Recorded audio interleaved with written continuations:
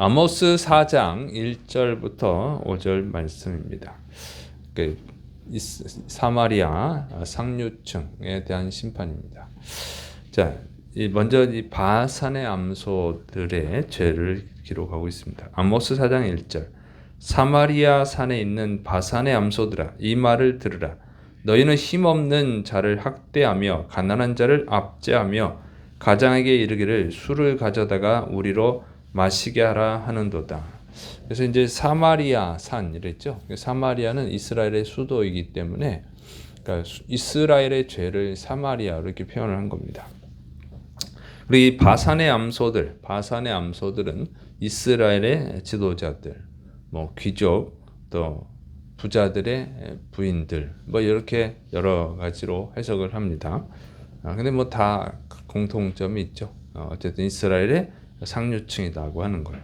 그다음에 이제 이 사람들의 죄는 힘없는 자, 가난한 자들 학대하고 압제하고 이렇게 하는 것이죠. 그래서 그들을 가장에게, 자신들의 가장, 그 남편들이죠. 남편들에게 술을 가져와서 마시게 하라 이렇게 요구한다는 거예요. 그래서 이 가장은 그 사람들의 남편이기도 이렇게 해석도 하고 또 지도자들, 왕으로 해석하기도 합니다. 뭐 근데 다 똑같아요. 어쨌든 상류층이다. 그게 쉽게 두 가지 해석이 있지만 결국 공통점은 이스라엘의 상류층 지도자들 이런 것입니다.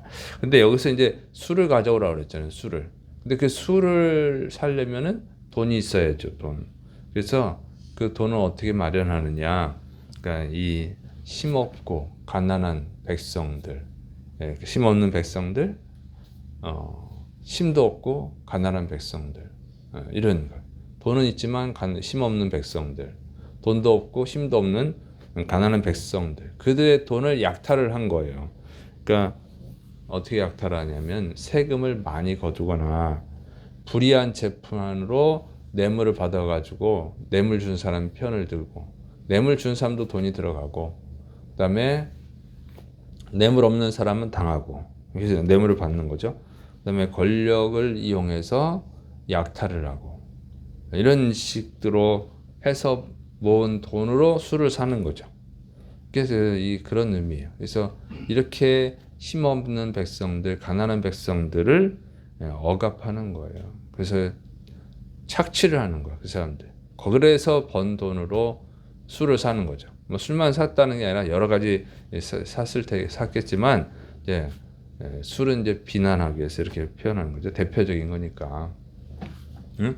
그냥 술 한 잔 마시고 없어질 돈을 그 돈으로 그 백성들의 귀한 돈을 착취해가지고 술 마시고 없애버린다 그 얘기예요. 그래서 이 사람들, 그러니까 이스라엘의 상류층이 이렇게 악한 죄를 지었다는 거죠. 그래서 그들이 받을 심판이 뭐냐? 아모스 4장 2절 3절 주 여호와께서 자기의 거룩함을 두고 맹세하시되 때가 너희에게 이를지라 사람이 갈고리로 너희를 끌어가며 낚시로 너희의 남은 자들도 그리하리라. 너희가 성 무너진 데를 통하여 각기 앞으로 바로 나가서 하르몬에 던져지리라. 여호와님의 말씀이니라. 하나님이 자신의 거룩함을 두고 맹세하신다 하는 것은 반드시 지키는 거라고 그랬죠. 하나님보다 높은 자가 없기 때문에 하나님의 이름으로 맹세하는 것은 반드시 지킨다 그런 뜻이에요. 근데 거룩함, 특히 거룩함을 두고 맹세한다. 이건 더 강조하는 것이죠. 그래서 온 우주 만물의 주인이신 하나님, 온 우주의 가장 높으신 하나님이 자신의 거룩함을 두고 맹세한 거예요. 그러니까 이거 반드시 지킨다는 것뿐만 아니라 하나님이 엄청나게 분노하고 있음을 알 수 있죠. 자, 그래서 그 심판 내용은 뭐냐?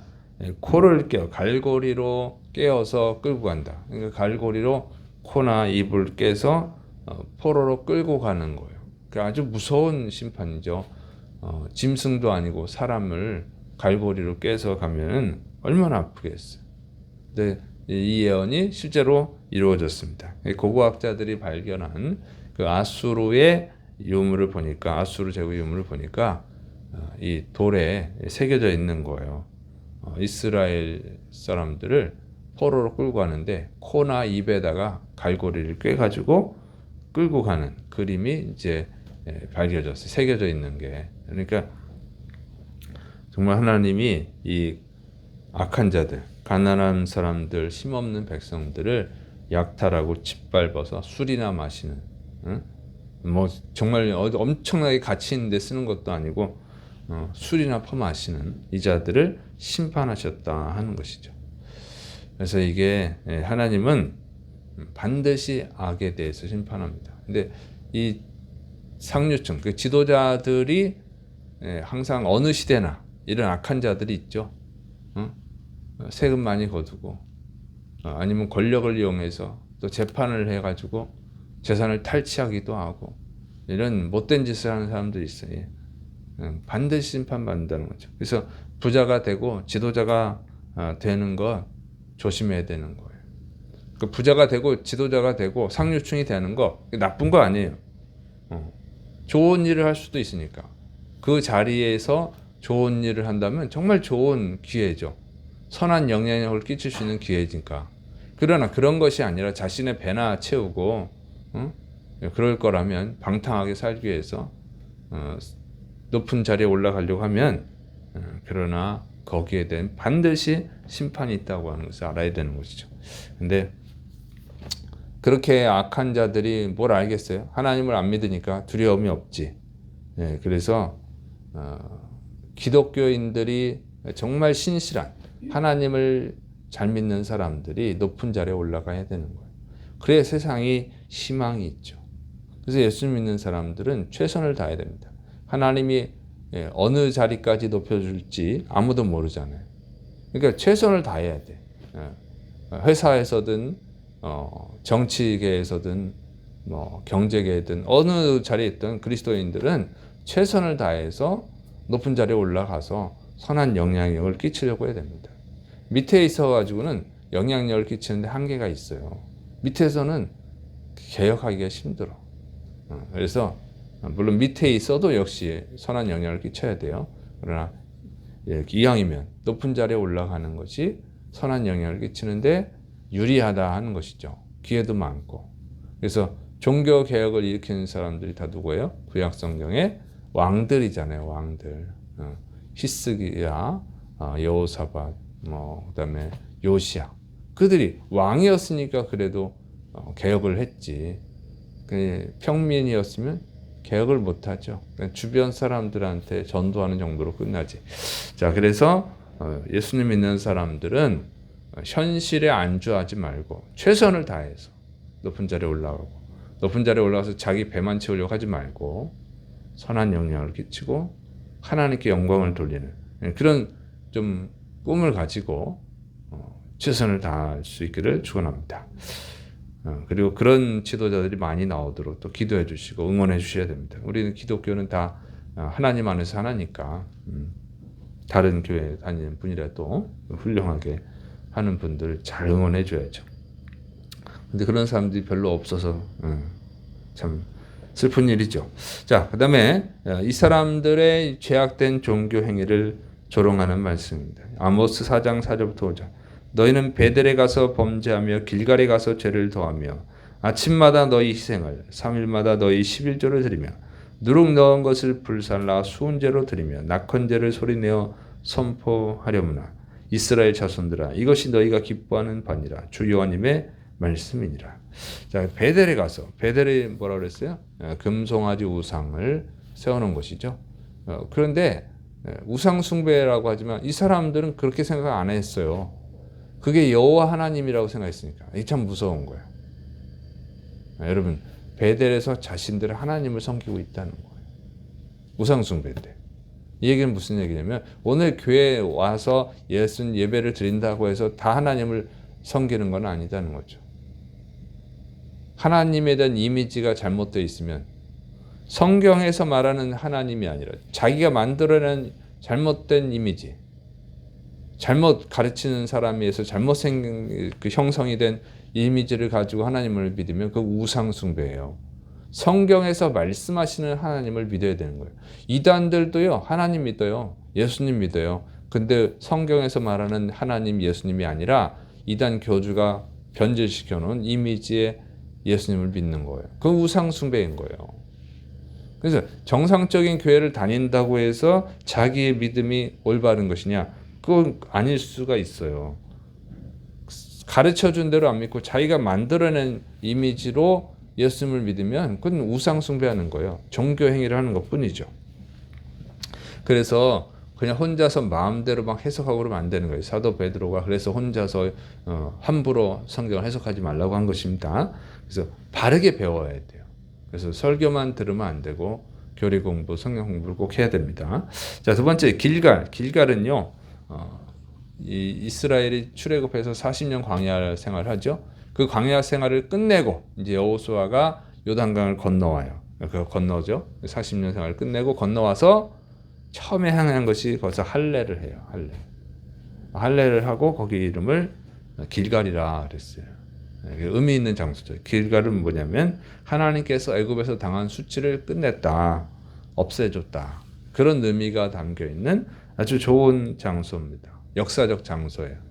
그런데 그 길갈도 이제 이스라엘이 이제 통일 이스라엘이 남쪽에는 유다, 북쪽에는 이스라엘 이렇게 나눠진 다음에 여로보암이 첫 번째 왕인 여로보암이 우상 숭배를 도입했잖아요. 그 다음에 이제 길갈도 우상 숭배의 장소가 됐어요. 부끄러움을 없앤 장소였는데 다시 부끄러워진 장소가 된 거죠. 그래서 여기서 우상 숭배를 한 거예요. 그러니까 베델에는 하나님이라고 거짓말 속이는 금송아지로 섬겼고 길갈에서는 또 다른 우상들을 섬기고 이게 대표적 장소들이죠. 그런 장소예요. 그러니까 이 사람들은 홍합 종교죠. 여호와님도 믿고 바알도 믿고 아세라도 믿고 뭐 그모스도 믿고 뭐 여러 잡신들을 다 믿었어요. 이스라엘. 자, 거기서 하시는 말씀입니다. 베델과 길갈의 우상 제단에 가서 더 열심히 죄를 지어라. 그 사람들이 예배 드리고 있는 것을 하나님은 죄를 짓는다 이렇게 표현한 거예요. 더 열심히 가서 죄를 지어라.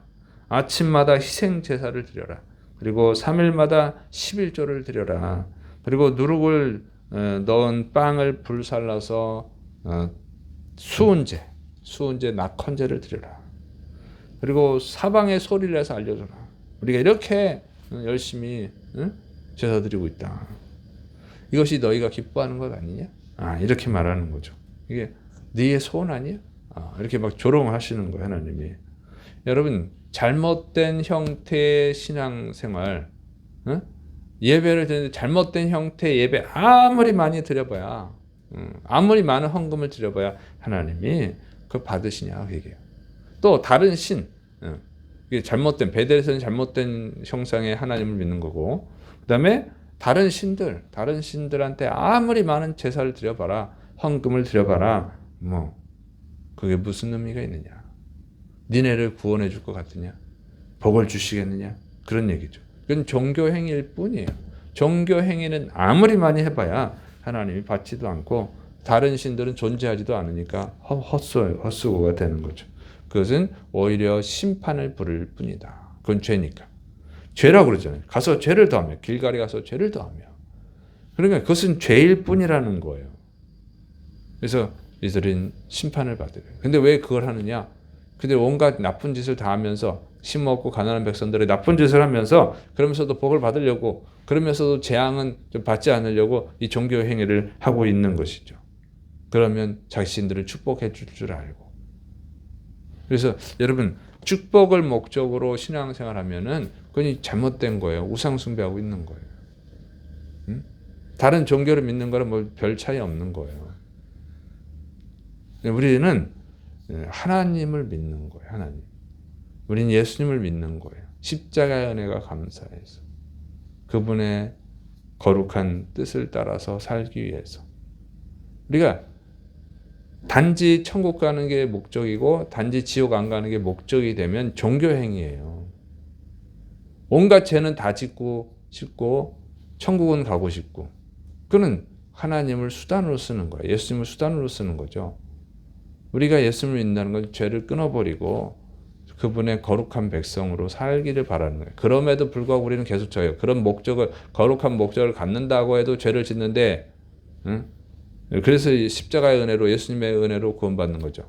그런데 온갖 죄는 다 짓고 싶고 천국은 가고 싶고 그래서 천국 가는 티켓으로 예수님을 믿는 거, 그거는요, 면죄부, 중세 천주교가 잘못한 면죄부 사는 거랑 똑같은 방식이에요. 그런 것으로는 구원받을 수가 없습니다. 그건 죄를 더할 뿐이야. 교회 갔으니까 천국에 가겠지 하고 온갖 죄를 짓는 거예요. 그거는 천국 가는 티켓을 하려고 신앙생활하는 이 바산의 암소들이 지은 죄랑 다를 바가 없는 것입니다. 그래서 여러분 그렇게 하면 안 되고 정말 나의 죄를 대신해 십자가에서 죽어주신 그 은혜에 감사해서 믿어야 되고 죄를 끊어버리려고 해야 되고 원죄는 예수님의 피로 속죄함 받고 자범죄는 날마다 우리가 싸우면서 회개하면서 끊어버려야 되는 것이죠. 그래서 주님 앞에 더욱더 다 가까이 가야 되는 거예요. 주님이 기뻐하는 게 그거니까. 그럴 때 구원의 은혜도 있고 또 구하지도 않은 축복도 있고 그러는 것입니다. 그래서 오늘날인 이 가만 보면은 이 사마리아의 바산의 암소들이 지은 죄를 짓는 신앙인들도 있다는 거죠. 우리가 그런 죄를 경계하고 끊어버리고 바른 신앙을 가져야 될 줄을 믿으시 바랍니다. 더 나아가서는 선한 영향력을 끼칠 수 있는 그런 자리까지 올라갈 수 있어야 돼요. 기도하겠습니다. 사랑이 많으신 하나님 아버지, 주님의 십자가의 은혜를 바르게 알고 우리가 주님 앞에 나갈 수 있도록 죄를 끊어버리고 선한 영향력을 행하는 하나님께 영광 돌리는 그리스도인들이 되게 붙들어 주옵소서. 예수님의 이름으로 감사하며 기도드립니다. 아멘.